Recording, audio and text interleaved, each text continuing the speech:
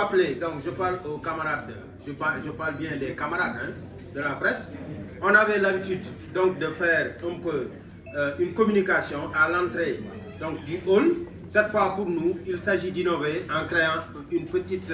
page de communication face à la presse sous forme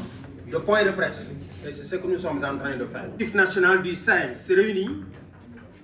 ce samedi 19 août 2023 au CFPT Sénégal-Japon pour faire le bilan de la lutte syndicale de l'année scolaire écoulée et dégager des perspectives pour la prochaine rentrée des classes. À l'entame de ce bilan, nous tenons à dénoncer avec véhémence les lenteurs notées dans la mise en œuvre des engagements du gouvernement, portant notamment sur la révision du statut des décisionnaires, la formation diplômante des enseignants, la mise à disposition des prêts au logement et des parcelles, ainsi que les réformes dans le cadre de la formation professionnelle et technique. En ce qui concerne la révision des statuts des décisionnaires, au sortir de la rencontre technique du 26 juillet 2023, le ministère de la fonction publique nous avait déjà conviés à une rencontre technique qui nous avait permis de revenir sur tous les aspects ayant trait à la révision du statut des décisionnaires. Malheureusement, des semaines après, nous sommes au regret de constater que c'est le statu quo qui perdure et le dilatoire. Parce que jusque-là, il n'y a pas encore eu la signature du projet de décret 74-347 du 12 avril 1974 portant sur le statut particulier des décisionnaires. Et il est également regrettable de constater qu'il y a un immobilisme par rapport à la mise en œuvre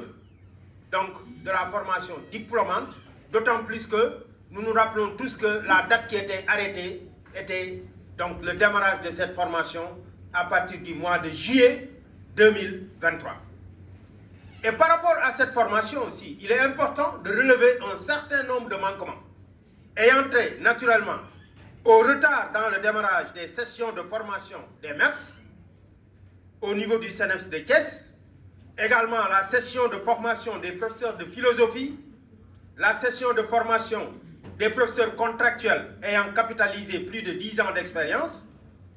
ainsi que celle des professeurs contractuels issus du dernier recrutement spécial de 2021, ainsi que la formation des chargés de cours et des bénéficiaires de mise en position de stage. Et toutes ces formations, comme je l'ai dit tantôt, étaient initialement prévues pour le mois de juillet 2023. Il y a également des confusions notées dans le ciblage des professeurs de philosophie et de cours. Et nous constatons également qu'il y a un retard par rapport à la prise en compte de la formation des professeurs de philosophie et surtout des professeurs également d'économie, dont la formation devrait se faire au niveau de l'ENSET. Et enfin, nous déplorons également le retard dans la mise en œuvre de ce qu'on appelle le reversement des METP dans le code des PCM, de la formation professionnelle et technique. Nous condamnons par ailleurs la résurgence des lenteurs administratives et de ce fait, nous profitons de cette tribune pour dénoncer ce que nous avons constaté par rapport à l'utilisation des bureaux relais qui ne répondent plus aujourd'hui aux attentes des enseignants des régions du Sénégal. D'autant plus que des restrictions ont été opérées sur les habilitations qui leur permettaient au début de pouvoir générer ce qu'on appelle des projets d'avancement, ce qui ne se fait plus. Et il s'y ajoute maintenant des restrictions relatives au dépôt des dossiers aujourd'hui qui ne se fait que par voie administrative et hiérarchique. Et face à toutes ces tentatives de limitation de ces droits que nous considérons comme étant des droits acquis du mouvement syndical enseignant, nous exigeons du gouvernement du Sénégal que des solutions urgentes soient apportées. Et pour nous, nous souhaiterions déjà, par rapport à cette formation au niveau de la FASTEF, qu'il n'y ait aucune forme d'exclusion, que toutes les cibles qui ont été identifiées dans le cadre de l'accord qui a été stabilisé avec le gouvernement du Sénégal puissent bénéficier donc de cette formation qui est un droit consacré par la loi 6133 du 15 juin 1961. Nous en profitons également pour demander à ce que,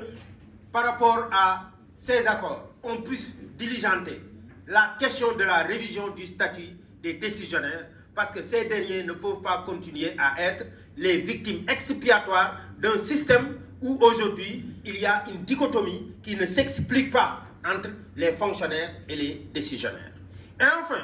nous prenons l'opinion publique nationale et internationale à témoin et rappelons au gouvernement du Sénégal que l'école sénégalaise doit rester comme la surpriorité dans le cadre de toutes les activités que l'État déroule. Et à ce titre, il importe de préciser que le seul gage de stabilité de notre école sénégalaise demeure le strict respect des accords, et le SAEMS réitère son engagement et sa détermination à porter le combat pour le progrès social au Sénégal. Et à ce titre-là, nous avions pris devant les autorités l'engagement, si le gouvernement respecte naturellement, donc mettre à profit les vacances pour qu'on puisse procéder à l'appurement de ce passif social. Et si le gouvernement ne le fait pas naturellement, tout le monde peut s'attendre à ce qu'il y ait des perturbations graves dans le système éducatif sénégalais dès l'entame de l'année scolaire 2023-2024, parce que le SAEMS n'acceptera pas qu'on puisse encore alourdir le passif social, alors que notre mission est de lutter pour le progrès social dans notre pays. Donc, à bon entendeur, ça.